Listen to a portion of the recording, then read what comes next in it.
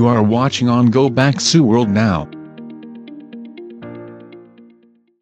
그동안 제작 중이라는 소식만으로도 적지 않은 논란을 일으켜왔던 그 영화가 곧 개봉할 예정입니다. 바로 디즈니의 백설공주입니다. 제목 자체로 이미 공주의 피부가 눈처럼 하얗다는 것을 뜻하지만 요즘 마치 전염병처럼 퍼지고 있는 PC주의 영향을 받아서 그런지 백인과 히스패닉의 혼혈이긴 하지만 어두운 피부의 공주를 데려와 우리 보고 백설공주라고 인정하라며 또 떼를 쓰고 있습니다. 일각에서는 이와 같은 캐스팅을 정치적 올바름에 입각한 좋은 선택이라고 주장하고 있습니다. 그동안 소외받았던 소수인종 여자 아이들에게도 자신들과 피부색이 닮은 디즈니 공주를 만들어 줌으로써 꿈과 희망을 줄 수 있으며 작품적으로도 전통적인 캐릭터성을 재해석하는 새로운 창작이기에 의미가 크다는 것입니다. 하지만 이상하게도 디즈니의 애니메이션 실사판들을 보면 공주의 피부색은 변하는데 상대 역의 남자는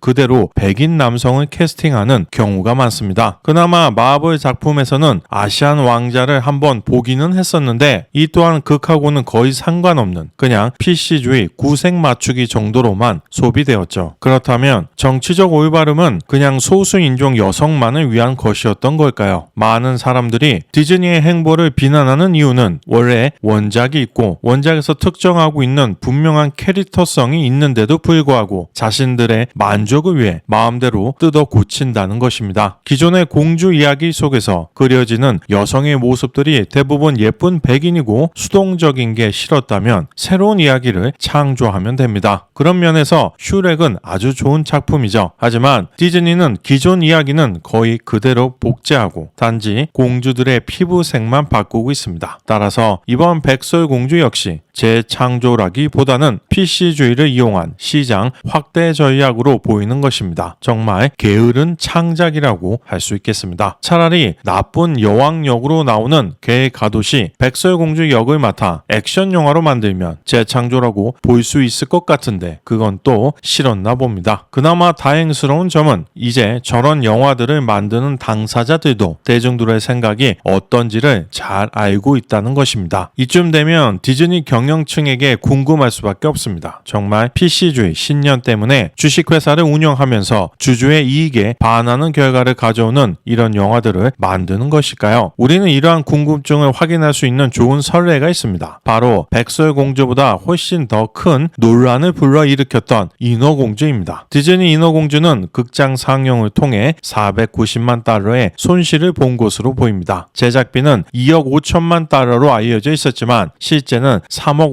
5천만 달러에 달했습니다. 반면 극장 매출은 전 세계적으로 약 5억 7천만 달러를 벌어들였으며 미국 내 52.3%, 해외 47.7%로 국내 비중이 더 컸습니다. 보통 미국의 거대 자본이 투자된 영화들은 미국 내 30에서 40%, 해외 70에서 60%의 매출액 비중을 가져가는 경우가 많다는 것을 고려하면 세계적으로는 큰 환영을 받지 못한 것이죠. 더욱이 2019년 실사판 라이온킹이 약 17억 달러, 알라딘이 약 10억 달러의 매출을 기록한 것과 비교하면 디즈니 입장에서 인어공주의 실패는 매우 당황스러웠겠죠. 일반적으로 극장 매출은 제작사와 극장이 거의 5대5로 분배하기 때문에 디즈니는 영화 상영을 통해 2억 8,500만 달러를 회수할 수 있었을 겁니다. 더불어 영국에서 영화를 촬영하고 핵심 제작비의 10% 이상을 지출하면 오디오 비주얼 지출 세액 공제에 따라 6,520만 달러를 환급받을 수 있습니다. 따라서 디즈니는 극장 상영 수익과 영국 정부의 세액 공제 등으로 제작비를 거의 회수한 것으로 보입니다. 이제 고려해봐야 하는 건 영화 제작비에 필적하는 막대한 영화 마케팅 비용입니다. 하지만 이 역시 2차 판권 시장과 부가 판권 시장을 통해 충분히 회수한 것으로 보입니다. 실제로 디즈니 관계자는 DVD, 블루레이 판매, 굿즈 등과 같은 추가 수익이 발생하기 때문에 단순히 극장 수익만으로 영화의 수익성을 판단하는 것은 정확하지 않다고 발언하기도 했었습니다. 인어공주는 디즈니 플러스에서 서비스된 지 단 5일 만에 1,600만 회 이상의 스트리밍을 기록할 정도로 큰 인기를 끌었습니다. 또한 미국만 봤을 때 흑인 인구는 약 4천만 명이 넘습니다. 여성을 약 2천만 명으로 보고 그 중에서 인어공주에 관심이 있을 만한 어린아이들의 비중을 10%만 잡아도 약 200만 명입니다. 자녀가 있는 가정에서 인어공주를 계기로 디즈니 플러스를 새로 구독하고 아이의 선물로 각종 흑인 인어공주 굿즈를 선물한다면 엄청난 숫자입니다. 인형만 하더라도 하나에 적어도 몇만 원씩 하고 버전도 굉장히 많은데 또 수시로 새로운 신상품이 나오니 부모들은 꾸준히 구매하게 되겠죠. 마케팅 비용과 2차 판권 시장, 부가 판권 시장의 수익을 알 수 있으면 인어공주의 정확한 손익을 따져볼 수 있겠지만 그건 디즈니 핵심 관계자가 아닌 이상 알 수 없습니다. 하지만 드러난 정보들을 종합해서 예상해 보면 제작비는 극장 수익과 영국 정부 세액 공제로 충당했고 마케팅 비용은 판권 시장과 디즈니 플러스를 통해서 충분히 회수했을 것으로 보입니다. 이런 추측을 뒷받침할 수 있는 가장 강력한 근거는 바로 디즈니가 히스패닉 백설공주를 만들었다는 것입니다. 만약 인어공주가 정말 큰 손해였다면 진작에 제작 중지를 했을 테니까요. 이 사실에 대해서 우리는 굳이 실망할 필요는 없습니다. 그들이 계속 PC주의가 짙게밴 영상물을 만들면 지속적으로 불매해주면 됩니다. 반복되면 비록 당장은 큰 효과가 없다고 해도 제작사 입장에서는 결국 더 많은 사람들의 호응을 받을 수 있는 컨텐츠를 늘려갈 수밖에 없으니까요. 자기 돈을 내고 자사 제품을 소비하는 관객, 시청자들에게 이상한 10년마저 강매하는 건 도저히 이해가 안 되는 행위이지만 굳이 타협점을 찾아보자면 PC주의를 집어넣더라도 적어도 최소한 작품의 흐름에 크게 거스르지 않게 하는 노력이 필요합니다. 예를 들어 비록 영화는 수천억 원의 손해를 보기는 했지만 플래시의 슈퍼걸은 오히려 긍정적으로 보는 의견들도 적지 않았습니다. 반면 그러한 최소한의 노력도 없이 언론사를 이용해 한국과 중국에서 인어공주가 흥행하지 못한 게 인종차별 때문이라는 괴담만 지속한다면 갈수록 더 냉담한 외면만 받게 될 것입니다. 흥미로운 점은 인어공주의 국가별 매출입니다. 총 5억 7천만 달러의 흥행 매출 중에서 한국도 약 500만 달러로 1% 정도 되는데 14억 인구의 중국은 심지어 370만 달러에 불과합니다. 이처럼 공산주의 국가에서는 PC주의나 페미니즘은 절대 악이며 발붙일 곳조차 없습니다. 이미 만민 평등이 실현되었다고 믿고 있는 사회에서 불평등을 개선하자고 하는 꼴이기 때문입니다. 물론 중국에도 PC주의에 경도된 페미니스트들이 아예 없는 건 아니지만 만약 그들이 한국처럼 공개적으로 중국 사회가 불평등하다고 주장하는 시위나 항의를 한다면 그 결과가 얼마나 참혹할지에 대해서는 굳이 따로 설명드리지 않아도 모두 추측하실 수 있을 거라 생각합니다. 영화에서 시작된 PC주의 흐름은 이제 게임 산업에도 큰 영향을 주고 있습니다. 최소한 영화는 극장에서 외면을 받아도 이후 판권 시장에서 판매될 가능성이 높지만 게임은 망하면 부가 수입을 올릴 수 있는 수단조차 마땅치 않습니다. 그래서 그 대단한 소니조차도 콘코드 같은 거 하나 잘못 만들면 심한 충치라도 생긴 것처럼 회사가 이리저리 흔들릴 수밖에 없는 것이죠. 그리고 이제 조만간 또 큰 거 하나가 옵니다. 대주주가 중국 텐센트인 프랑스 회사 유비소프트가 만든 어쌔신 크리드 섀도우스입니다. 엉터리 역사 고증과 일본 문화 폄하 논란은 물론이고 일본이 배경인데 주인공으로 흑인 사무라이를 내세웠습니다. 왜 전작인 바랄라에서는 흑인이 주인공이 아니었을까요? 덩치 큰 괴력의 흑인 캐릭터로 동양인들을 학살하는 기분을 느끼고 싶었던 걸까요? 유럽인들은 아시안 캐릭터로는 결코 게임에 몰입할 수 없나 봅니다. 그런 선택적 PC주의를 하는 주제에 자신들이 굉장히 포용적인 사람이라고 생각하고 있다는 것이 참 안타깝습니다. 일각에서는 일본을 배경으로 한 게임인데 우리가 굳이 언급할 필요가 있냐고 주장하지만 이번에 섀도우스를 제대로 불매해서 유비소프트가 망할 정도로 타격을 줘야 합니다. 그래야 나중에 서구권 게임사가 혹시라도 한국을 대상으로 한 역사 왜곡과 멸시를 하는 걸 예방할 수 있는 것이죠. 댓글로 소중한 의견을 자유롭게 남겨주시기 바랍니다. 오늘 영상은 여기에서 마치겠습니다. 시청해 주셔서 감사합니다.